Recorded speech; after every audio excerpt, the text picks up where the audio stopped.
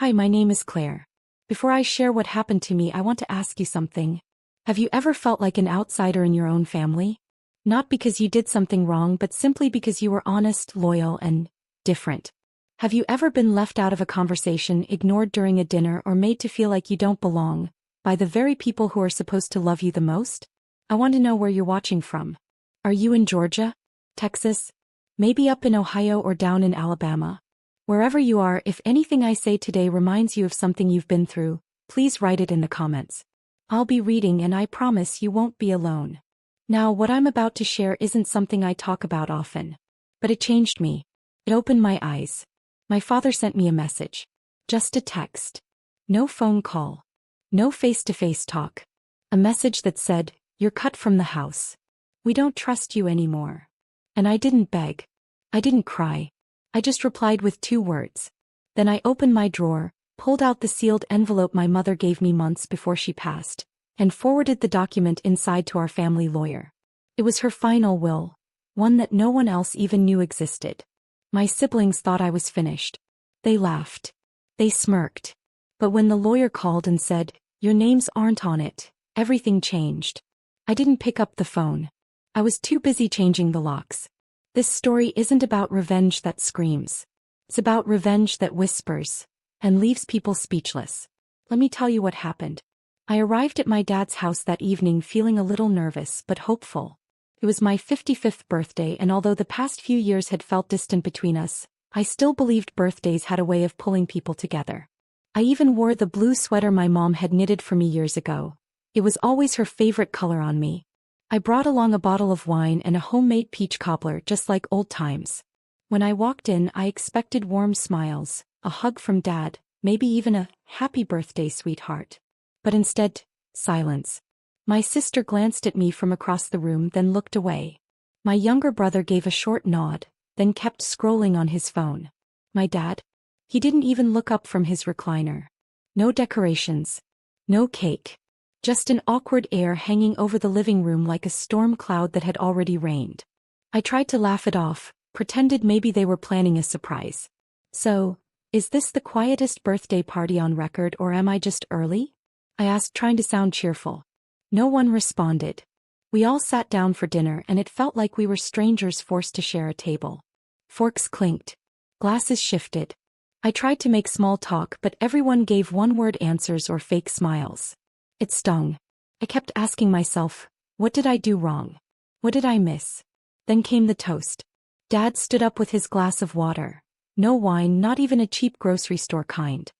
He cleared his throat and said, "Let's raise a glass to family and doing what's best for the future." That was it. No mention of my name. No, "Happy birthday, Claire." Not even a forced sentence about me getting older. He sat down and everyone sipped, acting like that bland toast was normal. I smiled politely, but my hands were trembling under the table. I looked at the peach cobbler, untouched in the kitchen. Suddenly felt like a joke. After dinner, I left early. No one hugged me goodbye. Not even Dad. I sat in my car for a moment before starting the engine. I didn't cry yet. I think I was too numb to feel anything. I drove home with the windows down, hoping the night air would cool the sting in my chest. It wasn't until I got inside and sat on the edge of my bed that my phone buzzed. A message from Dad. "You're cut from the house. We don't trust you anymore." I stared at the screen, reading those words over and over. My hands went cold. My ears rang. It was like someone kicked me in the stomach. I didn't reply. I just sat there frozen. Tears started to fall, slowly at first, then harder, until I was full-on sobbing into my hands.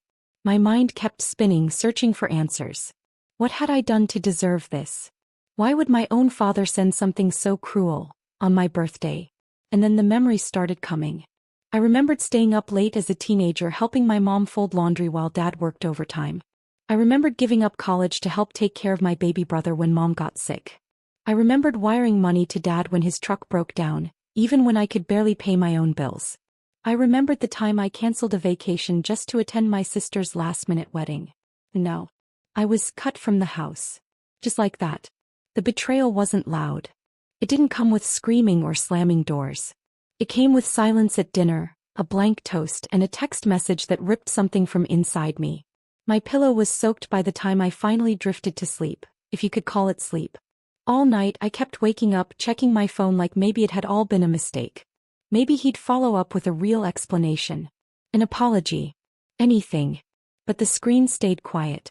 Just like they did at dinner. The next morning, I sat by my kitchen window with a cold cup of coffee I didn't have the heart to drink. The silence in the house was louder than usual. And I think that's when the real hurt began to settle in. Not just from the message my father sent me but from everything that came before it. Because the truth is, for most of my life I wasn't just a daughter. I was the quiet caregiver. While my siblings chased dreams in different countries, new jobs, new cities, new families, I stayed. I stayed through the long winters when the heater broke down and Dad didn't know who to call. I stayed through Mom's hospital visits, every single one. I can still remember the smell of those waiting rooms, the way her hand felt in mine as she'd whisper, "I'm so glad you're here." And I always was. I was there when she had her first surgery and again when the chemo started. I was there to fill out forms when Dad didn't understand the insurance talk, and I was the one who kept track of every appointment, every prescription, every doctor's number. No one asked me to do it. I just did. I gave up vacations, didn't even renew my passport when it expired. I used my savings to cover the property taxes one year when Dad got behind and I never asked for it back. I picked up groceries, cleaned out the gutters, paid for the new washer when the old one gave out. And every time I thought I might finally take a break or plan a trip for myself, something would happen and I'd say, "It's okay. I'll go next year." But next year never came. Mom, she knew. She always knew what I was giving up, even when I tried to hide it behind a tired smile. One evening, just a few months before she passed, she called me into her room. The sun was setting, casting this soft orange light through the blinds, and she looked so small under the blankets. I sat beside her, held her hand, and she looked me in the eyes and said, "Claire, when the time comes, you'll have what you deserve. I promise." I didn't know what she meant exactly, but her voice was calm. Certain. She had this way of making even the hardest moments feel okay. I just nodded and kissed her forehead. And then a year ago she was gone. It was like the center of everything disappeared. Our house, once filled with warm smells and soft music, suddenly felt hollow. And after the funeral things shifted in a way I didn't expect. My siblings, who had barely shown up through her illness, now started visiting more. Asking about the house, the documents, the finances. I remember overhearing my brother on the phone with someone saying, "Well, the house will be ours anyway. Claire's not gonna want to deal with all that." He didn't know I was standing right there in the hallway. I didn't say anything then. I just swallowed the lump in my throat and kept folding the laundry. Then there was the day my sister came over with her husband and started taking pictures of the backyard. When I asked why, she laughed and said, "Oh, just planning for some changes. Once we decide who takes what." As if I didn't live there. As if I hadn't spent decades keeping that home standing. It felt like I had become invisible to them. Not just unimportant, but completely forgotten. And through it all, Dad became quieter too. Colder. He used to smile when I brought him breakfast or fixed the broken light in the garage. But now it was like nothing I did mattered. He barely spoke during meals. Sometimes I'd see him whispering with my siblings, then stop talking when I entered the room. The worst part. I blamed myself. Maybe I was too sensitive. Maybe I misread things. I kept trying to brush it off, kept trying to believe they were grieving too. That we were all just processing in different ways. But deep down I felt it. The warmth was gone. And then came my birthday. That dinner. That text message. It wasn't a sudden act. It was just the final stamp on a long, quiet rejection that had been building all year. They didn't want me around anymore. Even after everything I gave, all the time, the energy, the love. I was the caregiver. The one who stayed. The one who never asked for anything in return. And now I was cut off. Just like that. But what they didn't know, what they had completely forgotten, is that Mom never made empty promises. And what she left behind was about to change everything. I remember holding my phone that night, staring at the message on the screen like it wasn't real. The room around me was dark except for the soft glow of a lamp in the corner, and the sound of the old clock ticking on the wall felt louder than ever. The text read, "You're cut from the house. We don't trust you anymore. No, love, Dad." No explanation. Just those words. I sat still for a long time, the phone resting in my palm. My thumb hovered over the screen, heart pounding, but not in panic this time. Not like before. I didn't cry. Not this time. Maybe it was because the pain had already done its damage. Maybe I was finally at the point where there were no tears left to give. Or maybe I just reached that quiet place. The one where disappointment turns into clarity. So I typed 2 words. Got it. And I hit send. That was it. Not because I didn't have a million things to say. Oh, I did. I wanted to scream, to remind them of every night I spent pacing hospital hallways, every form I filled out, every meal I cooked while my siblings were nowhere to be found. I wanted to say, I gave you my best years. But I didn't. Because something inside me had shifted. That message didn't come from nowhere. It wasn't a random outburst. It was a decision they had made over time. Slow, deliberate, quiet. And when people show you who they are like that, you believe them. So I sat in that still room listening to the hum of the fridge and the creak of the floorboards, and I felt something I hadn't felt in months. Peace. Strange, isn't it? That peace could come after something like that.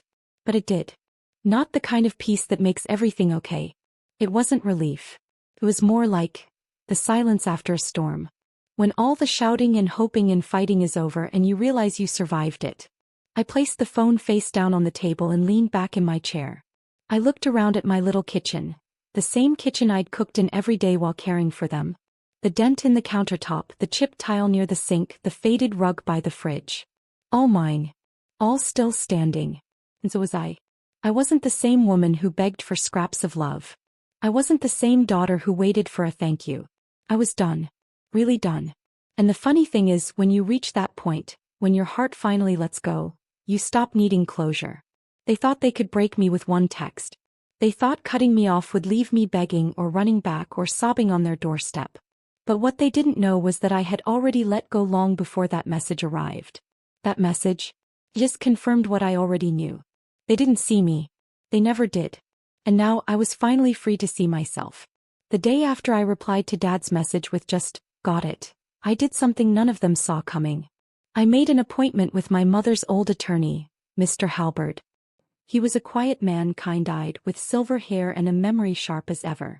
He'd handled the family's legal matters for over 2 decades, and Mom had trusted him like family. I hadn't spoken to him since the funeral.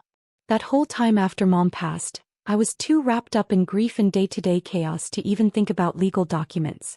But now, something was pulling me there. Maybe it was instinct. Maybe it was survival. Or maybe I just needed to know if Mom had really meant what she always said. When the time comes, Claire, she used to whisper while tucking a blanket over my lap, you'll have what you deserve. At the time I thought she meant peace. Or maybe just recognition. But when I sat across from Mr. Halberd that day, he gave me something far more powerful. He pulled out a thick file, laid it gently on the desk and said calmly, Claire, your mother came to see me 3 months before she passed. My heart skipped. She didn't want your father or siblings to know. She was very clear about that, he continued.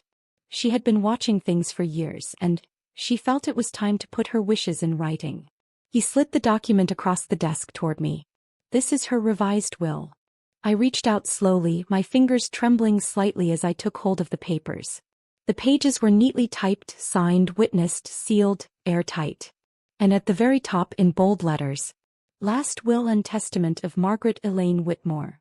And beneath it, clause after clause, it was all spelled out in plain English.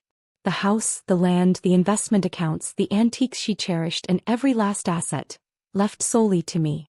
Claire Whitmore. I sat there stunned. Why didn't she say anything to me? I finally whispered. Mr. Halberd gave a soft sigh. She wanted to protect you, Claire.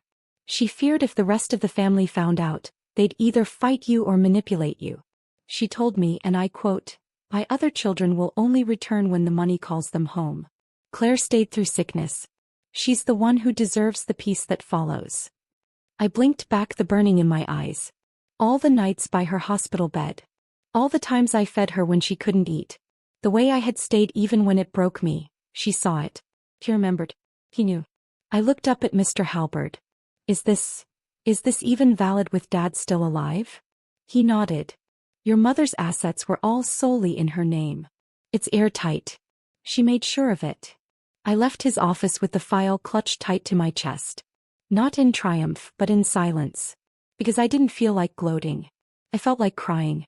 Not because of the inheritance. Not even because of the betrayal. but because I realized something that day. Mom had spent her last months thinking about how to protect me, while the rest of the family couldn't even bring themselves to thank me. I went home and placed the file in my bedroom drawer beneath my sweaters. I didn't tell a soul. Not my best friend, not my neighbor, not even my lawyer. I wanted to wait. Because I knew something my family didn't. The truth always has its own timing. And the longer they thought they'd won, the sweeter it would be when the truth quietly arrived, wrapped not in anger but in paperwork. The following Sunday, I was invited to what my brother called a quick family catch-up. I already knew what it was really about. The tone in his voice, the casual message, and the fact that they were suddenly acting like we needed to gather and talk. It was all too clear. I dressed in soft beige and wore the same gold earrings Mom gave me on my 40th birthday. Not because I wanted to impress anyone, but because I wanted to carry a piece of her into that room. The house looked exactly as it always had. The same welcome mat I'd vacuumed 100 times, the old grandfather clock still ticking in the hallway. But the warmth was gone. It felt like walking into a place I used to love, but now stood as a stage for betrayal. Everyone was already seated in the living room when I walked in. Dad in his usual chair, arms crossed. My brother Scott leaned back on the sofa with his arm thrown lazily over the backrest, and my sister Karen sat next to him with a smirk that made something twist in my stomach. Karen patted the cushion beside her. "Sit, Claire. We need to have a quick family chat." I stayed standing. Scott cleared his throat dramatically. "Look, Claire. You've been talking. A lot has changed since Mom passed. You've always handled things and we respect that." He looked at Dad, who gave a tight nod. "But we think it's time you step back. You've done enough." Karen jumped in, smiling just enough to look polite. "We're not trying to be mean. It's just, you've always taken charge. And now it's time for us to make some decisions together, without you in the lead." Dad finally spoke, his voice cold. "It's for your own good. You're too emotional lately. You've done your part. Just move on." They all waited. Smiling. Firking. Mocking without even trying to hide it. And that's when I did it. I reached into my leather handbag, pulled out a neatly folded manila envelope and opened it slowly. 3 printed copies of the revised will, one for each of them, along with the official notarized copy from Mr. Halbert. I walked over to the coffee table and laid them out like playing cards.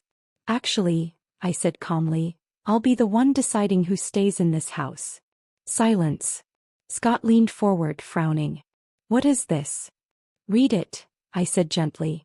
"It's Mom's final will. Signed, sealed, and legally recorded. Everything, the house, the accounts, the land, it's all mine now." Karen's smile vanished. She picked up the papers with shaking hands, her eyes scanning the first page, then darting down the rest. No, this can't be right. Mom would never." "She did," I said quietly. 3 months before she passed. She didn't trust what was coming and she made sure I wouldn't be left in the cold. Dad's mouth opened slightly but no words came. Scott stood up. "You can't do this, Claire. This is manipulation." He was sick. She wasn't thinking clearly. Actually, she was more clear than ever, I said. She told Mr. Halbert everything. Why she did it. How she watched each of you fly in for holidays, take pictures and leave me behind to clean, to pay, to care for her and Dad. And how none of you ever offered help, only opinions. Karen looked like she'd seen a ghost. "But we're family." I finally sat down, crossing my legs. "Exactly. And that's why I didn't kick you out the moment she died. But now that you've made it clear I'm no longer welcome, I don't see the point in pretending." I let the silence sit between us, thick and undeniable.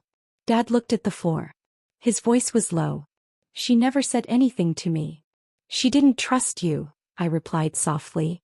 "Not after what happened with her medication. Not after you kept asking her to sign things while she was barely conscious." The room was heavy. The smirks were gone. The power had shifted. I stood again, picked up the copies and handed one to each of them. "You'll need to vacate the house within 30 days. After that, any decision about this property will be made solely by me." And with that, I turned and walked out, calm, strong, and more certain than I'd ever been in my life. Because for the first time, I wasn't asking for a place in this family. I had inherited it. After that tense meeting, I knew things would never be the same. But I also knew I had to act, quickly and decisively. The very next morning I contacted the family lawyer, Mr. Halbert, who had helped me with the will. I told him I wanted to start the process of transferring the house title and full control of the estate into my name. I explained everything: the unfair treatment, the message from Dad, and the betrayal I'd just witnessed at the family meeting. He was supportive but warned me the siblings and Dad wouldn't take it lightly. "Be ready for pushback," he said. "But the will is clear. You have the right." I felt a strange mix of relief and nervousness. Relief because finally the truth was out and I was no longer invisible in my own family. Nervous because I knew my siblings wouldn't go down without a fight. Within 2 days, all the paperwork was in motion. The house title was officially being transferred to me. I also made arrangements to take full control of the family estate accounts. I felt the weight of responsibility but also a surge of power I hadn't felt in years. Then I called a locksmith. It was time to change the locks. I needed to close a door on the past and keep the toxic energy out of the home that was rightfully mine. When Dad found out, his voice cracked with anger and disbelief. "You can't do this to your own family, Claire." I looked at him calmly, my voice steady but firm. "Dad, you already did." There was no room for argument. They had cut me off with that cold message, dismissed me at the meeting, and made it clear I was no longer trusted. So I wasn't about to pretend anymore. My siblings called non-stop, begging, threatening, even crying. But I kept my distance. I knew I had to protect myself and the home Mom wanted me to have. I remember sitting alone in the quiet house one evening, the new keys heavy in my hand. I walked from room to room, feeling the memories of a lifetime, both painful and precious, wrap around me. It was emotional, yes. But it was also closure. I wasn't the broken daughter anymore. I was the woman who had stood up and taken what was hers. And for the first time in a long time I felt free. A week passed quietly after I changed the locks and took full control. The house felt different, still full of memories but finally mine to protect. Then one evening my phone buzzed with a message from Dad. "We made a mistake. Can we talk?" I stared at the screen. For a moment I felt a flicker of old hope. But it quickly faded. After everything, why should I open that door again? Why should I let the past hurt me once more? So I didn't reply. Instead, I opened my photo gallery and found a picture of Mom's favorite garden. The one they always ignored, the one she tended with love and patience, even when no one else cared. I posted the photo with a simple caption: "She trusted me. That's all that matters." I wanted Dad and my siblings to see it, to understand what real loyalty looks like. I wanted them to know that even if they turned their backs, I still held the most important trust: Mom's. And that trust was something they could never take away. I never wanted revenge. But sometimes, peace means walking away with your dignity and holding on to the truth. Have you ever felt like you didn't belong in your own family? How did you handle it? I'd love to hear your stories. If you're from Texas, Florida, or anywhere else where family means everything, drop a comment below. Share your experience of betrayal or being cut off. Let's support each other through these tough moments. Remember, you're not alone.